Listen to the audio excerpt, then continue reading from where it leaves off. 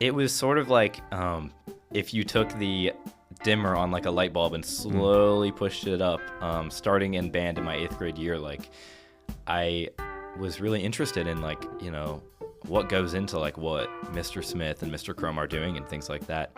And then as I got through marching band, for example, like I got more leadership positions, and I think that really inspired me to want to teach people. Welcome to the Thriving in the Middle podcast. Believe it or not, I chose to spend the rest of my life in middle school. I've been teaching for over 19 years, and my primary goal can be boiled down into one task: developing human potential. My 3 favorite educational words are autonomy, agency, and authenticity. There's nothing more authentic than hearing about the realities of middle and high school life directly from the students who have lived through it. Whether you're a parent looking for perspective, a teacher trying to better understand your students, or a student looking for some guidance, this podcast has something for everyone. The goal is not only to help you survive, but to thrive during this complicated time of life. Ready? Let's thrive together. All right, today we are joined by Owen Costa. Owen is a senior at GHS and is part of the 2026 graduating class. We only have about 8 weeks left. Well, you have even less than that, 6 maybe total weeks. Yeah. I did not have the pleasure of having Owen in class, unfortunately. I did actually coach his younger siblings as kindergartners on a basketball team when they were wee little. He is a senior. He's got a lot of hats on at GHS, and so I appreciate you carving out a little bit of time after school here to sit down and talk with us.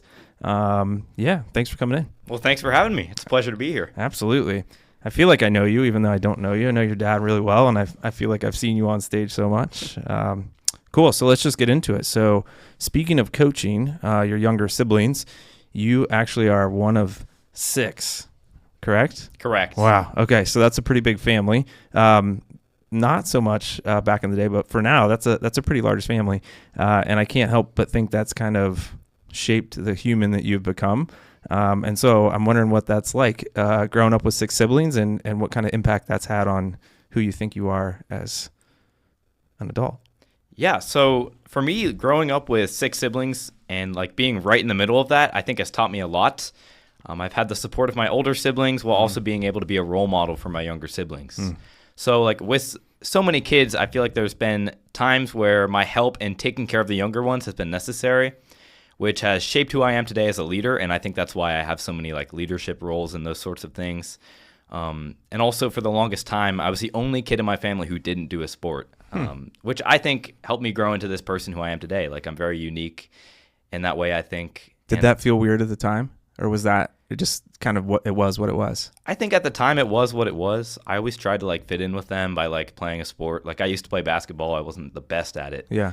But yeah, then I think I just accepted that I didn't want to do that. Yeah. So was there a lot of you watching siblings play? Like were you going to other games and you were kind of there on the sidelines? Yes, definitely. So like I remember watching a ton of lacrosse, basketball. Football has always been one of my favorites to watch. Yeah. But yeah. I love the idea that you're in the middle and that you had this influence from those ahead of you, and then you got to influence those behind you, which I think is like this big metaphor for life and how like a good way to navigate it. That's how you're navigating your family. But I think that's kind of big picture. You should be looking at the people who've already done things and then, thinking about how can I shape those who are coming behind me. So that's pretty cool.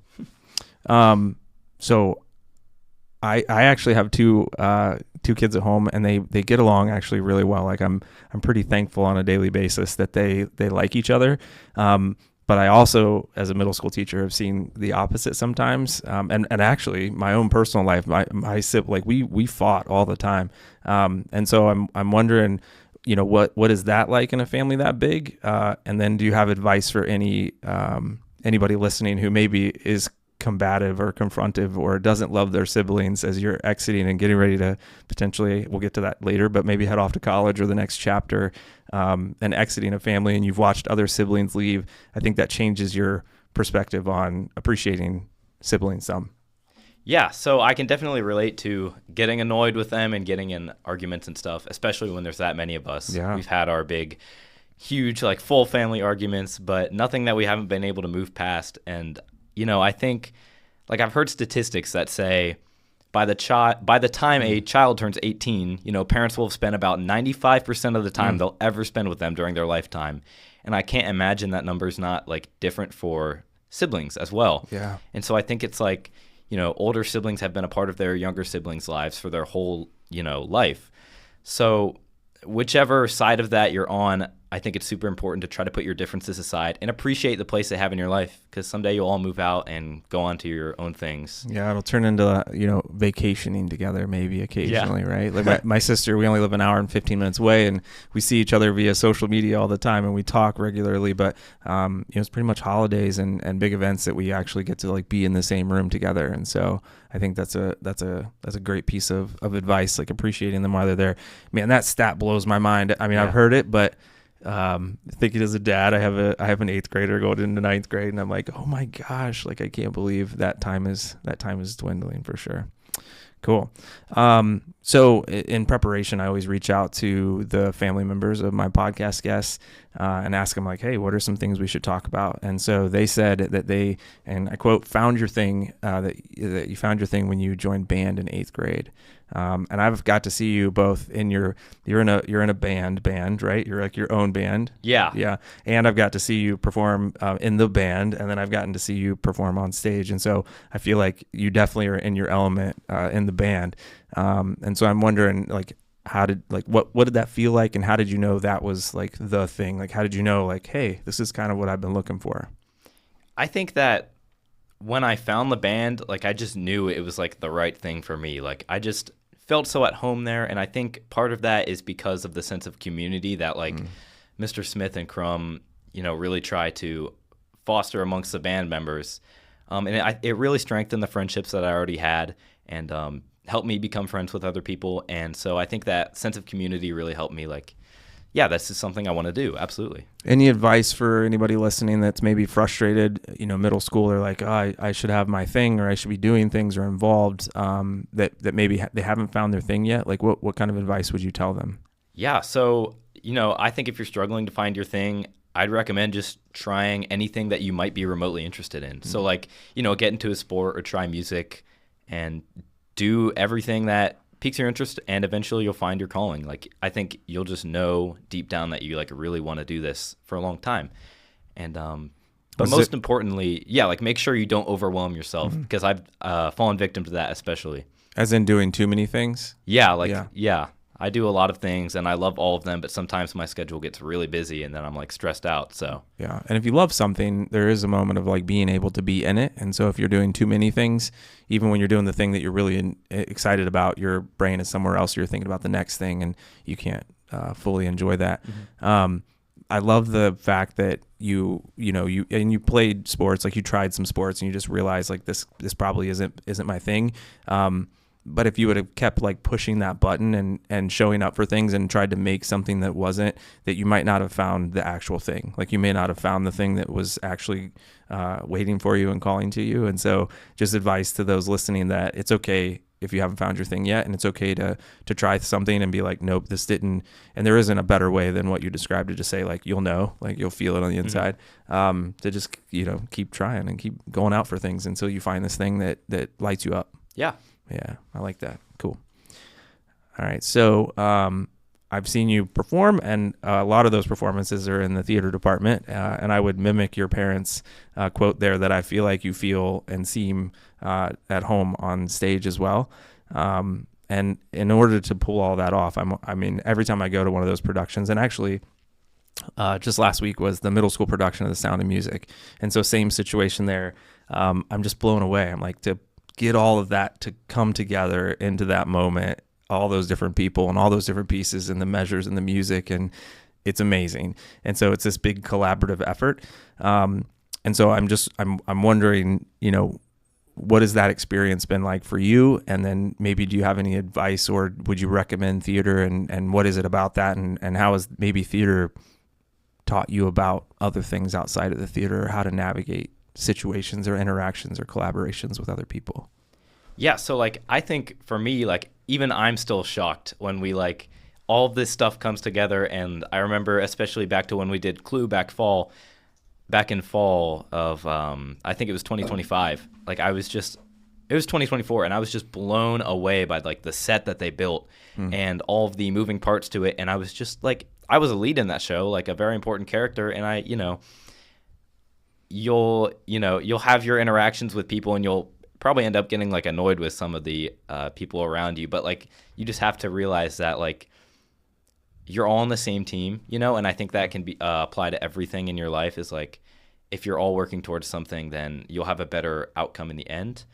And you might not even know, like you might not even see the big picture, or it may not feel like it's all coming together the way that it's supposed to. But like if everybody's doing their part, opening night happens and it's like magic. Yeah, I absolutely agree. Like we'll get on stage and it'll be towards the like beginning part of rehearsals. And so we'll just be starting and we'll have our scripts in our hand and there's no set built or anything. And we have no idea like where anything's going to go.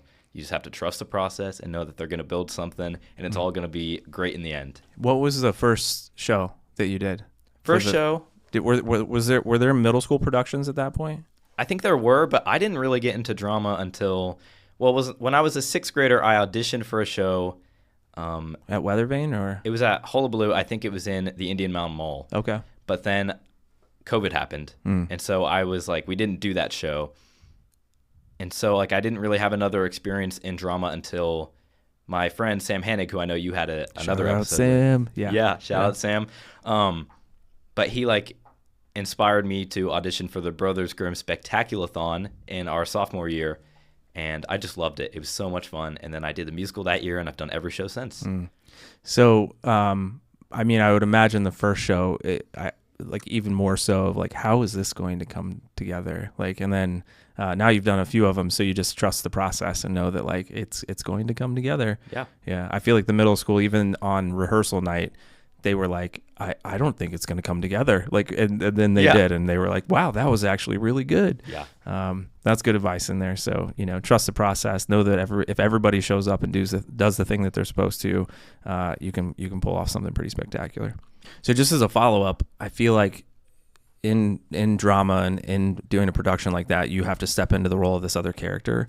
And embedded in that, I think, shout out our portrait of graduate traits, but is this idea of empathy. Like you have to really imagine what this other character is feeling. And so I'm wondering if is that true? Is that a real thing? And has that helped you like leverage empathy, do you think, outside of drama and in your own life as you like interact with other people?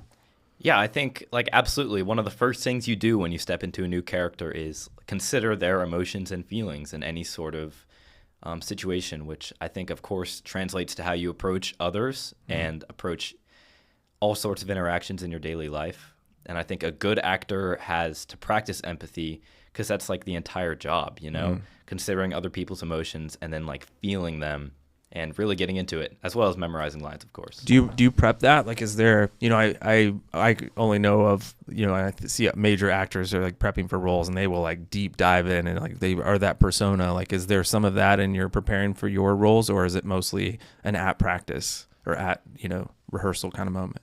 I think, yeah, like a lot of actors will get into like method acting, but I think for high school theater, like there's just a limit to like what you can do. So something your real life is still happening in the background. Yeah. Right? Yeah. So something that I would do is like, for The Outsiders specifically, Grant Timmons and I, before we would go on stage, we would do 10 push-ups every time before a scene, which like helps us get into the zone of like, this character does that, like that's something they do a lot. Or like there's maybe a certain article of clothing that like I won't wear unless I'm at practice, because then like putting that on sort of trains my mind to like, yeah, I'm going to become this character now. And then when I take it off, I'm a different person entirely. So you have to like, just like you take off a pair of shoes, you have to take off that character when you go back into your normal life. Yeah, especially when, some of those characters are pretty intense. Their lives and the conflicts that they're facing. So cool.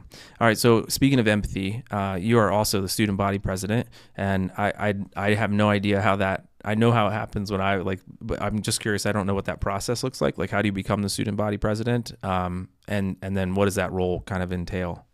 Yeah, so the process for like becoming the student body president and all sorts of leadership roles in the high school, that starts towards the end of the school year. So I think it was like May, I became the student body president because I was elected.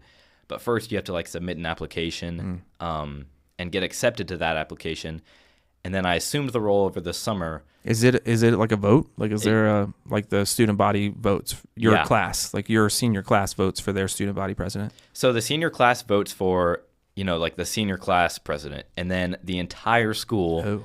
I think at that point it was like current freshmen through juniors vote for their next year's student body president. So there's a student body, and then there's one for each of the grade levels. Is that right? Yes. So there's class officers for each grade level. I believe there's a president, vice president, secretary, treasurer, and then there's the student body president who sort of presides over all of them. And like what they do is like I work with the student advisory council, and so we did a full spirit month in like December, and we provide important feedback to the staff. So the student advisory council meets like once a month during late arrival, and it's like the entire student council that already exists outside of that, plus all the class officers and other like leaders in the school, and then we just talk about things. So when you're in that role, do you assume like your persona, or is there a moment? It's making me think of the empathy and the acting kind of moment as well. Like, are you trying to absorb and represent like a collective mindset of the student body? Like, how does that part work, or are you advocating for what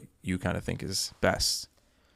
Well, that's actually a really interesting question. I guess I don't really know. I think I go up there and I just am myself, and I have my own opinions, and I think it works out so well is because when we have these big meetings, so many people are there that I think everyone's represented.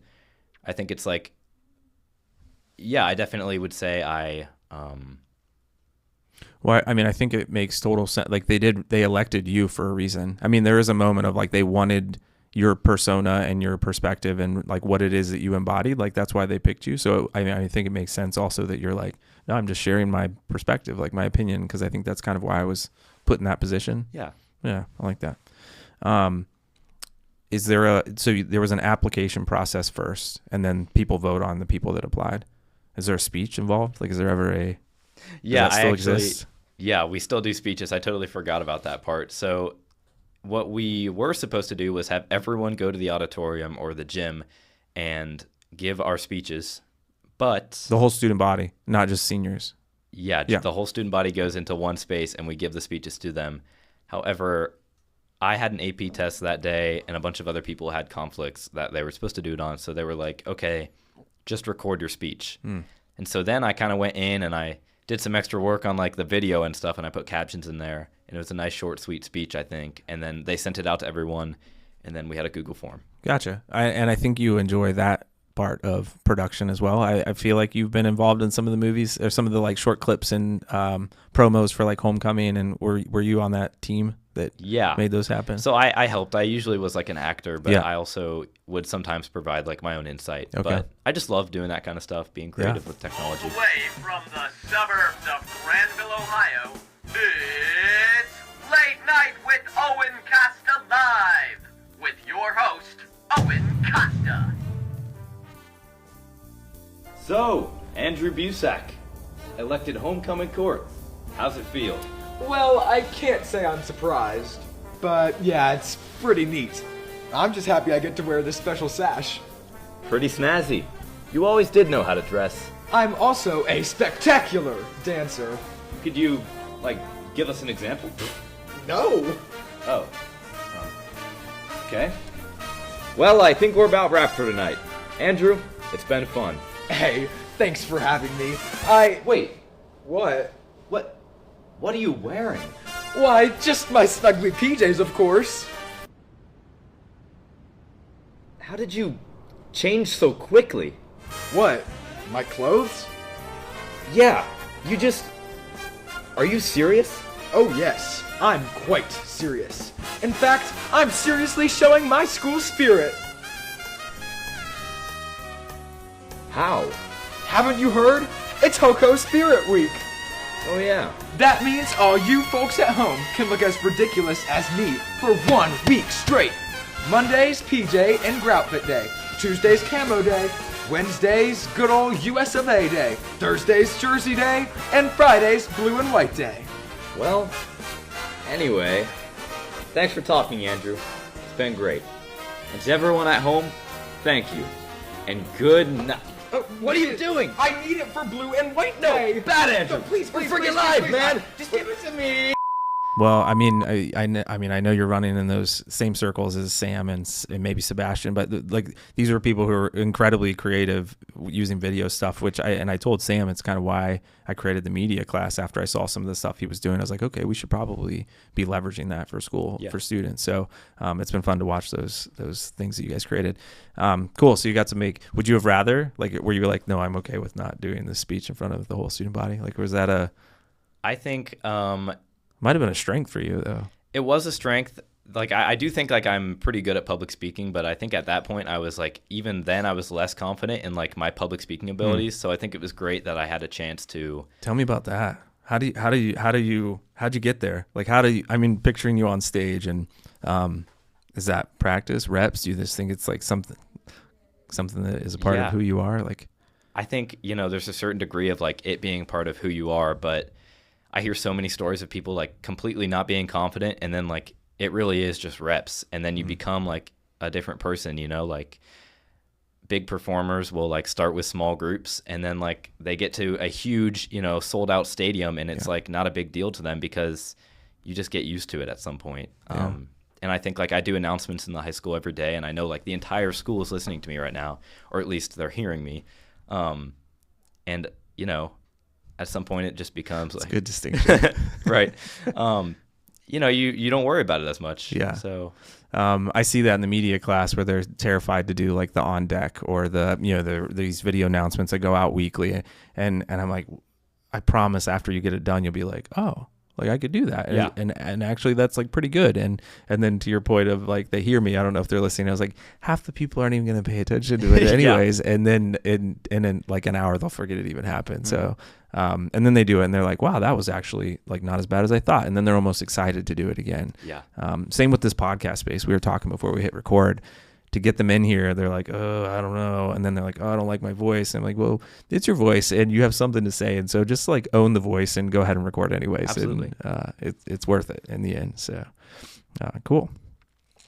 So I don't know anything about your next steps. So what's next for you? Like, have you applied or have you accepted? Do you know exactly where you're headed? Like, what's that going to be for you? So for a while, I've planned on, I'm going to go to Ohio University, and I've been accepted there, and I need to enroll still, but I have some time for that. I want to make Ohio University. That's who got beat by Miami recently. That's the school. We'll go ahead and make that distinction. Yeah, they got beat by Miami. First Correct. time they've been beaten at home in like 15 years, I think, right? By Miami. Yes. Yeah. Specifically by Miami. Man, but they were on a tear. It's not OU's fault. I went to the game. It was a great game. OU's great. So sorry, that's the plan. Yeah.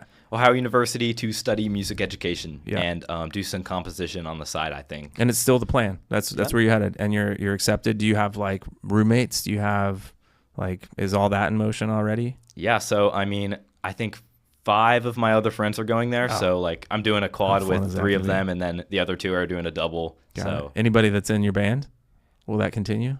A lot of people that are in like the marching band, like most of my friends in that group, but Sam is not going to go to Ohio. So he's the only other person in, well, actually Max Holtzberry is in Okram, which is like the punk band we have. That's what I was talking about. Yeah. Yeah. And is he's the drummer?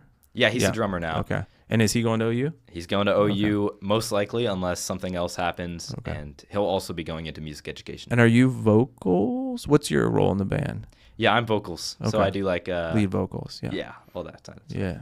I've seen some videos. It is on Spotify. You guys have an album there, I think. Yes. Yeah, check that out. Spell it Okram. Oh gosh. OCRAM. I would not be good in a spelling bee. Can you use it in a sentence though? That's great. How fun. So you're going with some of your best buddies. Yeah. That's fantastic.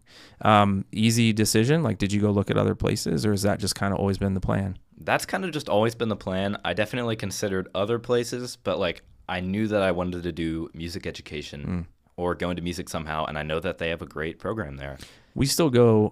There's some connections with our Granville band and OU for some reason, right? I feel like we've gone there and performed. Yes. Do you know what that is, or just because they're local or closer, maybe? Well, I know for a fact that Mr. Smith went to OU, and he absolutely loved the marching band. He was like the field commander there. So, gotcha. It's his roots. I'm sure that's probably a part of like why I really appreciate that school. Yeah. But Did you go there growing up? Like, did anybody in your family, or is this more of a like later decision, high school kind of moment you found it? Yeah, no, it was more of a like later decision. I just we went there a few times with like band things. They have festivals there for jazz, and they have like a marching band day. They have a bunch of different schools come, and I think that's what really inspired me to like. And you'll play in the band there? Yeah, I really do plan on it. Do you have to try? Is that like a tryout moment? Is that like, what's that look like? So like video auditions are due in May, where you sort of record yourself marching a little bit, and then you play. I don't remember what you play, but you play like an audition piece. Okay. And then you go there for like a placement audition to see if you're going to be in the band marching. Okay. And then you said you're going to do, maybe you said production on the side. Did I make that up? Did I hear that wrong? Yeah, like music composition. So Music like I really would like to compose music and maybe even to get like a degree in that, and then compose music for movies and things. Yeah. Do they have a that as a second major or something like that can be? Yeah, I think I'm able to like work on doing both of those at the same time, but I still need to look into that more. Okay. I might have someone I should connect you with. He does like scores for major motion Really? pictures. Like that's Wow. his, and he's got this basement full of recording equipment that is like, it's, and I'm not smart enough to know it all, but it's like synthesizers, things that you can't get any longer that make the sounds that he wants for these, scores that are like, so to see it looks like a mad scientist laboratory in there. It's really cool. But that's what he does all out of his house, just in Gahanna here. It's pretty cool. So do you I'm sure Matthew Kohut. Yes. Have you seen any of his music production No. stuff? Oh, I mean, before you graduate, you got to ask him about it. So he's our tech guy at the high school, but he's kind of pioneering on the front side of VR music. And so it is like a digital virtual space where people show up in their VR and they perform. And so they have they're playing guitars and drums, and it's awesome. It's pretty Wow. cool. Yeah. That's incredible. Yeah, pretty neat. All right, cool. So good luck. That sounds like the best situation ever. And into education, and so you might be producing music, but then you might also be landing back in the classroom somewhere. Oh yeah. Teaching the next generation. That's great. What's your instrument? I play the French horn in French horn. the wind ensemble. So I have no idea, but I feel like as a like band instructor, as a education music, do you have to play like multiple instruments? Is that kind of like understood that you're going to learn other things at least enough to? Yeah, so you have to take classes on like brass and like woodwind things, just so you like understand how the instrument should be played, especially at like a very basic level. Yeah. And then like you always recommend, students get into like private lessons, someone more like catered towards what you're doing. Can't learn them all. You can't know them all. Yeah, to that you level. can only learn so much. And like some people can, but like you just wouldn't have time for all that, So I know like a little bit of trumpet, and I understand woodwinds, maybe not as much as I should, but I also don't need to know anything until I get into college. So. Right. Well, and a lot of teaching is, you're learning as you go, and you'll pick up instruments the longer you're there. I'm sure like they have all just like been around enough instruments long enough that they know how that works. So, all right, cool. So we're moving into these set of questions, and these are ones that I ask every guest that's on the podcast. They're kind of aimed at, as you're a senior exiting, what kind of wisdom would you like to offer those who are coming behind you to help them navigate that a little bit easier? So the first one is, if you could go back and tell your middle school self anything that would have made navigating middle and high school a little bit easier, what would you tell yourself? I would say, and I actually thought about this, I was like, as cliche as it sounds, I would tell myself to just be confident, I think it's what I needed to hear at that time. I used to not be nearly as confident as I am today. I think if I had that back then, I would have had a much easier time in middle school. So it's so interesting because I see you as a super confident human being, but that takes time to grow into, right? Yeah. And so maybe you needed to be the person who wasn't confident to then eventually find your confidence, right? Anything you found that helped you build the confidence, or is it just reps? Is it more that when you found your thing and you kind of found your people, like where did the confidence energy come from? I don't know if I can like put my finger on a specific moment. I think it's just built up over the years as like, I joined band, and I think that really helped me with my confidence, especially marching band.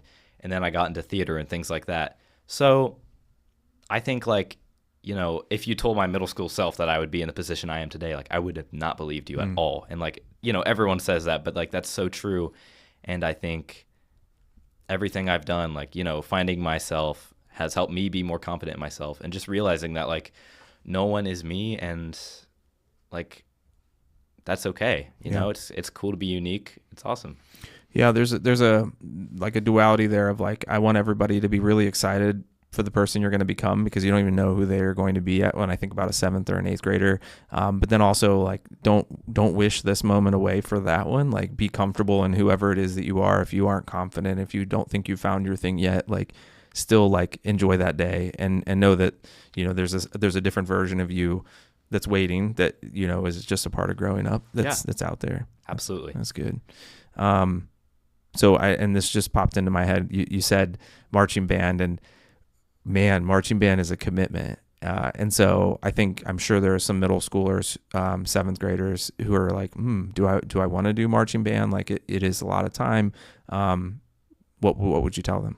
I think it's like one of the most life-changing things that you could do, like for me at least. And I know so many of my friends who, like, when they were 7th graders, they really didn't plan on joining marching band, but then they did, and like they're still in it today, and they're still loving it. And we're like, as of today, we're about to leave on a trip on Friday for Florida, So like, it's just, they all love it. I've never really met anyone that's like absolutely against it.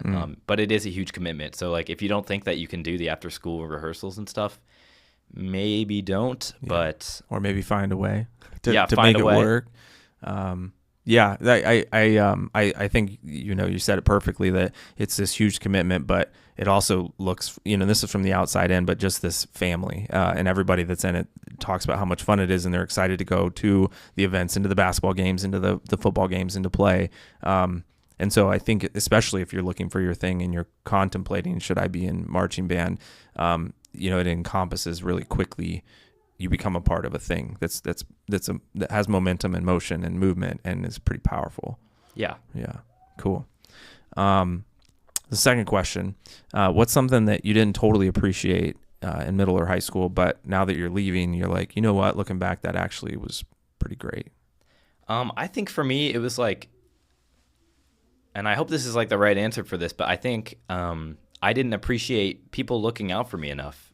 So people would often ask me if I was like okay in middle school when I would be stressed out, and I would just get like annoyed with them. And I think that something is this like like teachers or family or community or coaches, or just kind of across the board? I think it's just across the board, but like especially staff would ask me those sorts of things, and I think it's like clear that the staff here and in high school really care about everyone.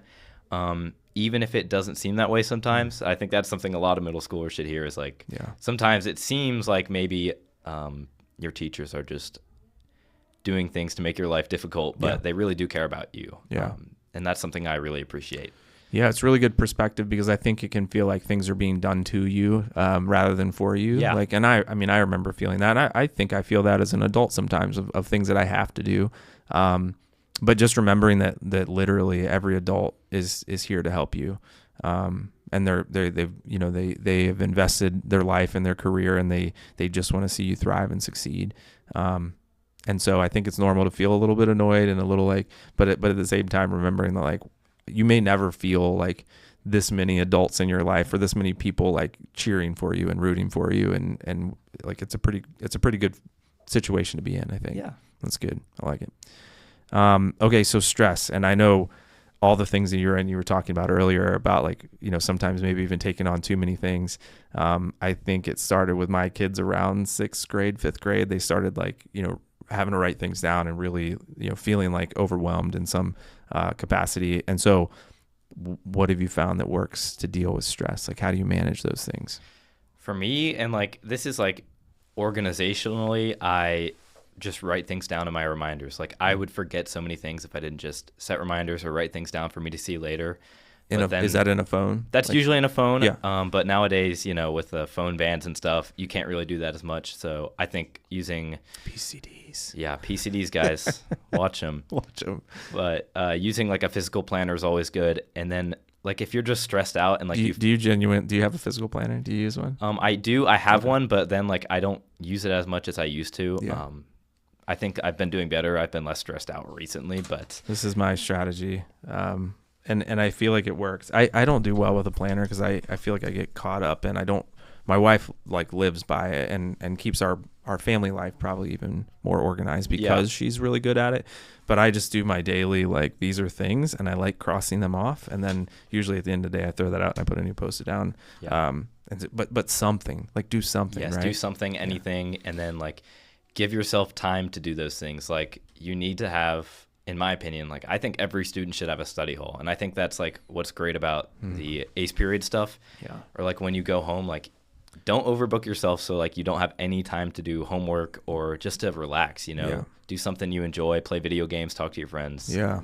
We're going to fight now. So I have this torn belief about study hall. And I actually made this post on LinkedIn. Are you on LinkedIn yet? I think I have an account, but I don't like. I mean, it's kind of an old person social media business sector, but I would encourage if there's any other seniors listening, as a freshman, like, get on a LinkedIn account and then don't post anything, but start building out connections and networks. So as you have, like, the great professor or the person, like, you know, these adults who are out in the world doing things, start connecting through LinkedIn. And then, you know, these big milestone achievements that might happen in college, like, rarely, but for those, post those on LinkedIn. And so you start building this presence. It's pretty cool to it's 100% just networking professionally. It's cool to see how that network sort of, you find your people on that space as well.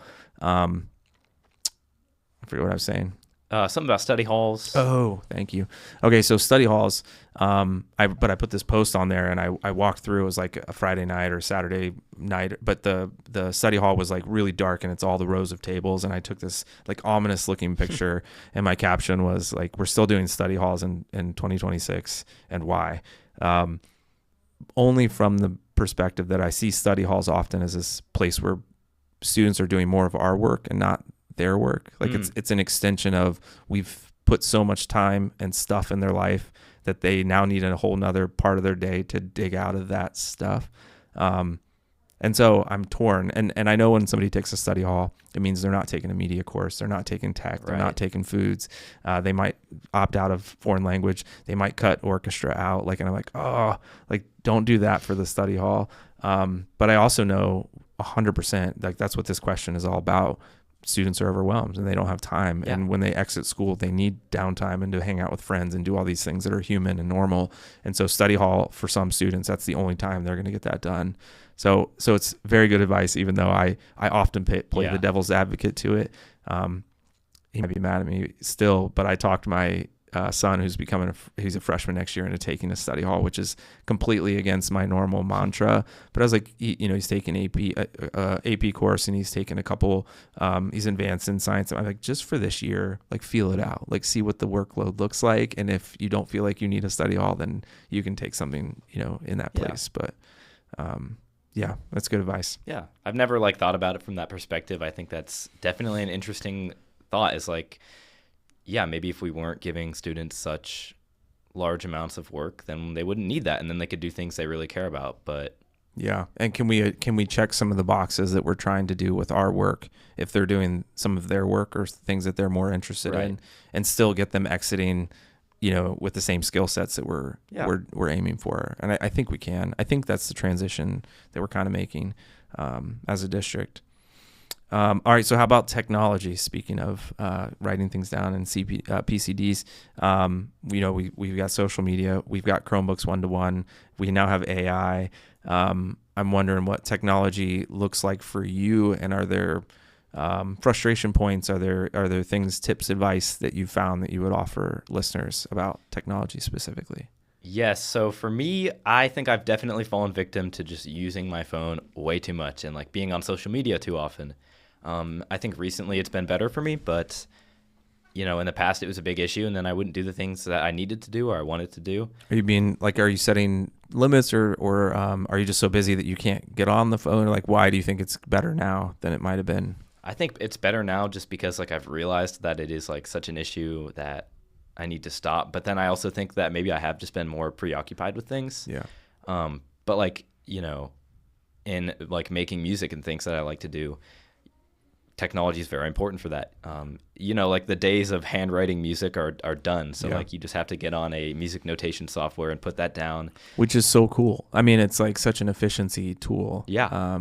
that's when, I feel like we're kind of vilifying technology right now in education spaces. And I'm like, I can't imagine, even from a writing perspective, going back to like handwriting stuff and drafting, and where a student can get somewhere without having to rewrite a whole thing. Right. Like they can just edit. So same in music, right? Like, yeah. Yeah. And it's like incredible that, Do you have a good notation that you like to use, like somewhere where you build out music? Yeah. So usually I use a software called MuseScore, Okay. which is free and available for anyone. And then when I want to do things that aren't like putting out music on sheet music, I'll use FL Studio. Okay. So yeah, and then that's my younger son loves music, and that's his Right. DAW of choice. He loves FL as well. yeah. Yeah. And so you're composing and then handing those pieces to people. Have you ever had like, a group of people play music that you've Yeah, so composed? this year I arranged 2 pieces. I arranged Starman by David Bowie and then Welcome to the Jungle by Guns N' Roses for the marching band, and we Yeah. played that in our senior You can show. say that we've got everything you want, even if it's just fun and games. With music again arranged by Owen Costa and drill by Annabelle Bird. Music taught by Maddie Holman and featuring senior conductors Annabelle Bird and Maddie Holman. We invite you to grab your earplugs and hold on tight as we conclude with Guns N' Roses classic, Welcome to the Jungle.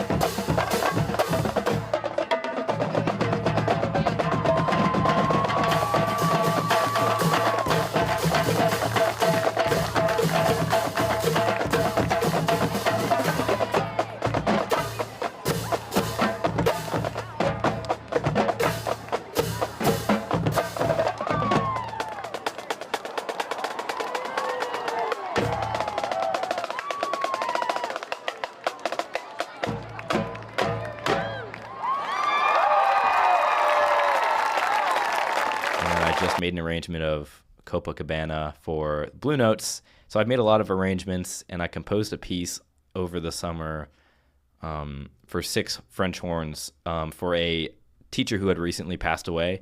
So we were playing something like a memorial piece, and I composed it, and then I put it out. But people don't really like find that and buy it. So when you compose it, is it it's writing the music for these specific instruments? Is that like, because the song exists in some capacity already, right? Like, yeah. And so when you compose, are you like writing music that's gonna like, is it the arrangement of it, and like when you want some instruments to come in, like what does that mean? So arranging is like taking a specific song that already exists and then putting it into like an instrumental format. So like I have all the instruments that are in the marching band, and I know like what I need to put into that. So then I take the original song and I translate it to that. So it's more of like an arrangement's a translation, and then a composition is like entirely original. So yeah, I made a composition over the summer that I was really proud of. And I think that's super fun, just making my own music, things like that. And then you could sell that at some point, right? I mean, there is a market out there for like composed music and scores and yeah, cool. So using technology for writing music, social media is a trap for all of us, Yes. and like trying to find ways to like live in real life and less online. How about AI? What's your and I think this is interesting in school life, but also, you know, as you think about going out in the world and in your professional life, composing music, and you know, it's a pretty big tool there as well. Like people are composing entire you know, tracks and things using AI. Like, what's your feelings and relationship about AI in that capacity? I think that aside from like the, you know, implications with the environment, perhaps AI is super helpful for. Did you take Enviro? No, I didn't. Okay. But like I wish I did, because I hear people talking about it Yeah, all the time, yeah. and they're like always so passionate about it. Yeah, I didn't know if that's where that I was like. Sorry, Jim Redding, but aside from the environmental impact, Right. Yeah. I think like AI is super helpful for the monotonous things that you have to do in your life. Like, I don't think it should ever be used for like schoolwork and things like that, but just like the repetitive things that can be done. And I don't really know, like I haven't used it a ton. Yeah. You know, for things like, I don't know if you guys have magic school in the middle school, but like we've used that in the high school a little bit, and it's been pretty helpful. Yeah. I you know, sometimes even for schoolwork, but as a sparring partner and a thought partner, like the ability to ask it questions. And I don't like totally love the magic school as much. Like, I just don't think it's as robust as a sparring partner, even, or as a brainstorming tool, but it gets the job done. Like, it's at least an access point. I don't even end up using necessarily the ideas, but the iteration and the ability to go back and forth, it does jumpstart my own creativity sometime. And so I think leveraging it as that tool instead of a crutch. Yeah. And I think that like almost like that's, in my opinion, the limit of like how it should be used for things like art. Like, I think art is like an entirely human creation. And so when people like make, you know, AI artwork or like entire songs and like symphonies composed with AI, I think that's pretty ridiculous. You know, I guess if it's good and someone gets some emotional value out of that, then like there's something to be said about that. But I think that like that's so easy to do that it's like it takes a lot of the sort of honor out of that. Yeah. And I guess that's a moment for me too of like how much energy went into this. So I think you could compose using AI and still continue to reiterate and to tweak and to change, and there was still like this human interaction and experience and passion and emotion that went into it, and then the output is still a reflection of the user and not the interface. But like you said, if you just had it spit something out really quickly, I would love labels. Like, I would love to know. Yeah. Like, I'm almost okay with all of it existing. Just tell me. Like, just let me know that this thing was created with AI and not a real human. Or because I think, you know, like as far as music goes, like I want a human. Like, I want to know the composer, and I want to know that what they went through in their life in that moment that caused them to write this song. And I think people will continue to demand that. There's the adage of your job won't be replaced by AI, but it'll be replaced by somebody who knows how to navigate and use AI really well. And so I think that's what I've hung my hat on, of like, you better know how to use it because it's an efficiency tool, like you said. But you better not allow it to replace you, or you've been replaced. Like, you know. Right. Yeah. Cool. Just anything else you'd like to offer anyone listening as pieces of advice or wisdom, anything that we didn't touch upon to get to be the successful person that you're at right now before you exit? I would just say, like, you know, like we've said earlier, is like continue to look for, if you haven't found like what you really want to do, continue to look for that. And even if you really think you've found what you want to do, like look into maybe getting into some other clubs. And, you know, if you have an extra spot in your schedule, throw in another extracurricular, because you might find that you really like creative writing or something in high school. And, you know, you don't need to have anything figured out for your future, but it's just nice to have an idea, as simple as like, what's your favorite subject, you know, things like that. When do you think you knew like your path? Like, it sounds like you've got a pretty good, like, I think I know what I want to do. And I think some people exit as a senior and they're like, I'm still kind of trying to figure that out. Like, when did the light bulb strike for you? It was sort of like, if you took the dimmer on like a light bulb and slowly pushed it up, starting in band in my 8th grade year, like I was really interested in like, what goes into like what Mr. Smith and Mr. Crum are doing and things like that. And then as I got through marching band, for example, like I got more leadership positions, and I think that really inspired me to want to teach people and spread the love of music and things like that. And shout out to them. I love that they're handing those leadership roles off to you basically have got to test drive the car prior to like, I mean, you get to see what that's like, sort of pulling the curtain back. So that's such a valuable experience. I think this question might come together, but I'm curious if knowing that as an 8th grader and having the excitement and energy in that space, is it's like, continuing to go like, hey, this might be something. Was that fuel at all for other content areas, and like seeing school as a thing that you wanted to do really well at, or as an energizing force to like come here and work hard, because you kind of had this light slowly increasing in this one space inside of that building? Yeah. So like, I mean, I love band and I love to go to band and do all sorts of music things. And so I'm always excited to come to school because of that. Yeah. But I think, like we talked about, was like, I have gotten so much more confident over the years that I've made so many more friends, and I feel like I know everybody and everybody knows me. And so for me specifically, like, I think I can, go through my day, and even if I'm maybe not super excited to take a test or something, then I just know like there's people all around me who I just love talking to. And so it's that sort of human interaction that I love, as well as just being here and knowing that like I'm never going to be able to do this again. Yeah. I agree that you don't have to know what you're going to do, but I also encourage my middle schoolers. I'm like, at least have some sort of North Star. Like, it can change. You're allowed to like navigate and change directions, but like have something you're really excited about that you're heading towards. Otherwise, I don't know how you show up here and care, or like give it your best effort if you're sort of floundering, if you don't have some sort of direction that you're heading. And so I love that you had that light starting in 8th grade, because I feel like it is this like driving force that makes all the other things a little more important. So it's good stuff. Well, thanks so much for being here. Thanks for having me. Absolutely. I'm excited. OU, it's like not too far, but far enough. I'm sure you'll still get to see all your siblings and your family.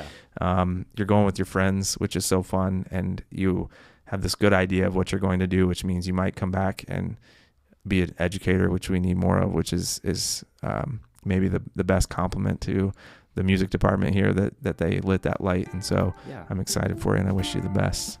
Thank you. Absolutely. As always, thank you to my guests for taking the time to sit down and share their experience with us. A shout out to Hayes Browder, my son, for creating the original audio used in this episode. A huge thank you to the Granville Education Foundation. Their hard work and grant opportunities have made this podcast space available for my students, and I am incredibly grateful. Another shout out to all my listeners. In a content-rich world, I am humbled by those who take the time to hear the reflection, introspection, and advice offered inside these recordings. I truly believe this podcast has made me a better teacher, father, and overall human being. I hope you find that to be true as well. Until next time, be kind, be grateful, be you.